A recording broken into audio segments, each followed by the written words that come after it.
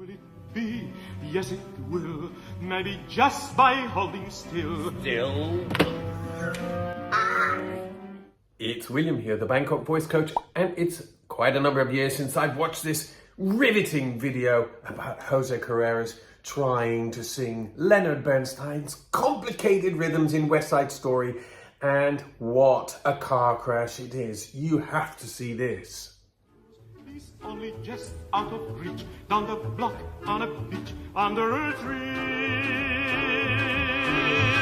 I got a feeling there's a miracle due, gonna come true, coming to me.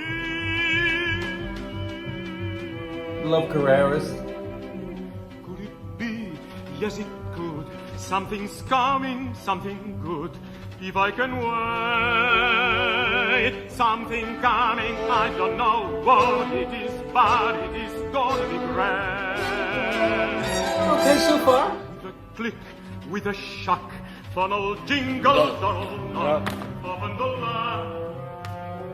You're ahead of me. Pepe, watch me, not the music. And if you make a mistake, we'll go back. Right? You know this. When you look at the music, you sing wrong words. Just look at me.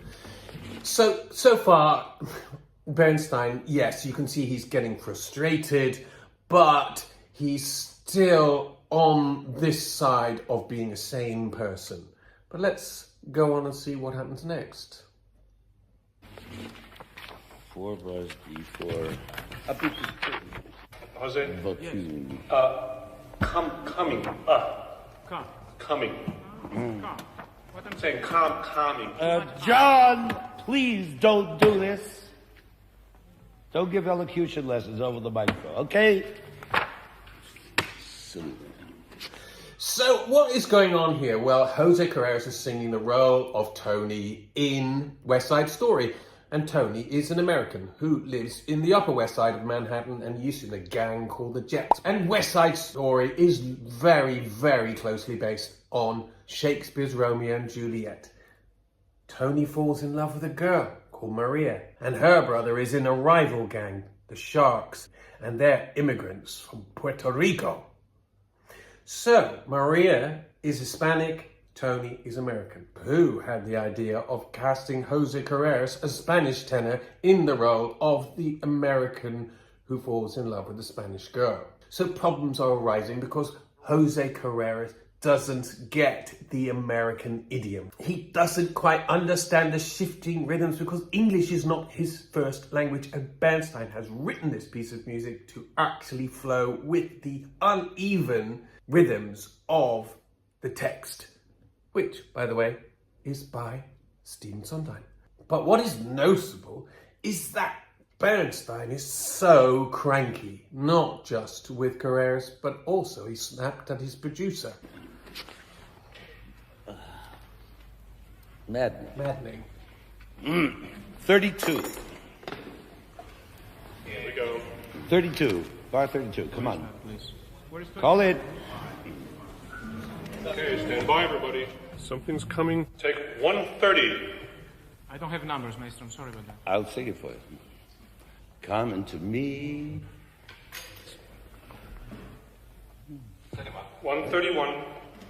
Coming to me.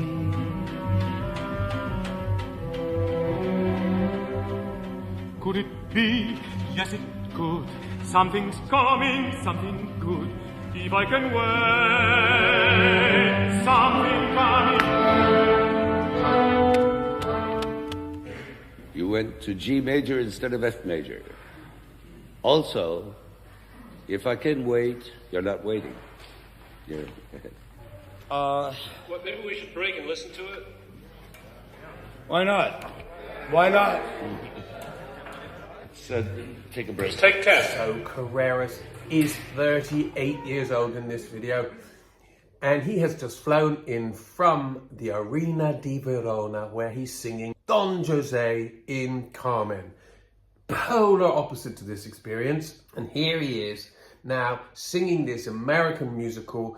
His voice is luscious, beautifully stunning voice, but he's in the wrong place. However, notice how polite he remains. At all times, he refers to Bernstein as Maestro, which is the very, very polite way to address the conductor.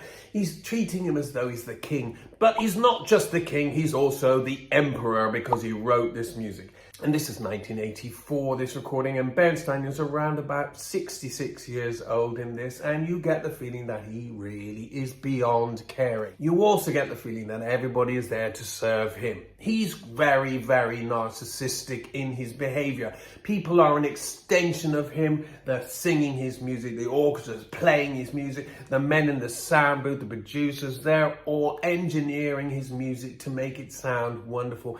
And BBC are there filming mainly because of him, because he hasn't conducted it in 30 years. He's lacking empathy, he's lacking good manners. He's not taking Carreras aside and saying, this rhythm here, this isn't right, let's take half an hour and you can just correct it.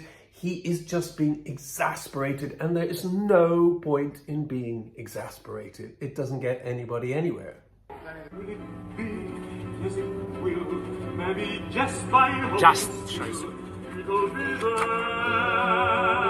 Come on, something, come on it. Don't shine, make the guy. Fill up a chair. Up a chair. Amen. Get it. That's why I wanted you to hear this. Stop. Now what? I'm afraid we need a retake. Yep.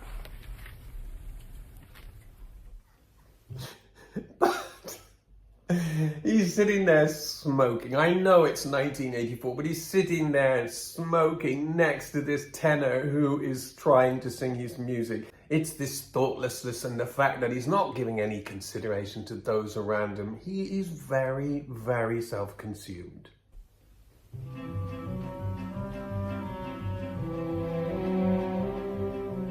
Could it be? Yes, it could. Something's coming, something good.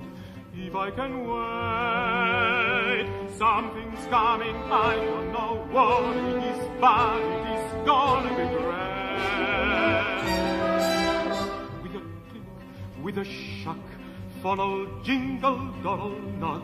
Open the latch. Something's coming, don't open, but catch the moon one-handed catch. Getting ahead.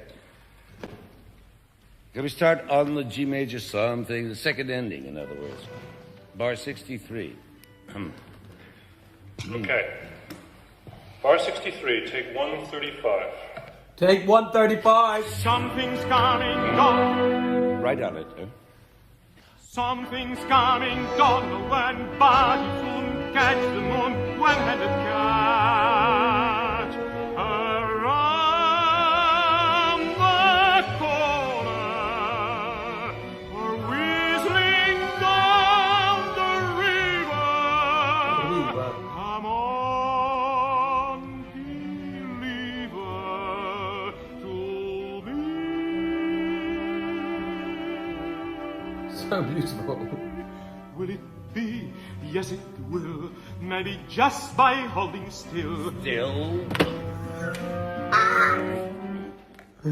Okay, I think we've got that. Have you got what you want? Yeah, I think we have. And yes, they can piece it together because they've 137 takes of this song, which is only about 2 minutes long. And it's the opening song where he's excited that he feels something is about to happen. It's all about the lyrics, and Bernstein knows that. It's not a difficult song to sing. It doesn't have a high range. It just has lots of adrenaline, but it's channeled very carefully. Of course, Bernstein is a great composer. He's a great conductor. He's a great musician. It's very, very fastidiously written. It keeps changing tempo, and it's clearly based on this American style of musical theatre. And Carreras is completely miscast. Deutsche Grammophon put together this cast of famous singers with Kiri Te Kanawa as Maria and Carreras as Tony because they wanted to make a landmark recording that would sell millions of copies. Bernstein at this point realizes that there's a big mistake and is frustrated with himself ultimately, because most narcissistic people are in the end frustrated with themselves and they take it out on other people. Carreras is not at fault, and I think he handles it incredibly well and with such inherent modesty. 3 years later, in 1987, he was diagnosed with leukemia. But it is a testament to his lovability that his two good friends, Luciano Pavarotti and Placido Domingo, came together to put on a concert in 1990 in order to raise money for his medical expenses. And the Three Tenors concert in Rome at Italia 90 is one of the biggest concerts in the history of the planet. And that was because of Carreras. Carreras was a very, very popular person with all of the people he worked. Bernstein was not. He was tricky, he was autocratic, he was vain. Yes, he was immensely talented, but as he got older, he cared less and less. And 6 years after this recording, he died from cancer at the age of just 72. Whereas Carreras, he survived his cancer, and he also survived Bernstein. It's William here, the Bangkok Voice Coach. Thanks for watching. See you soon.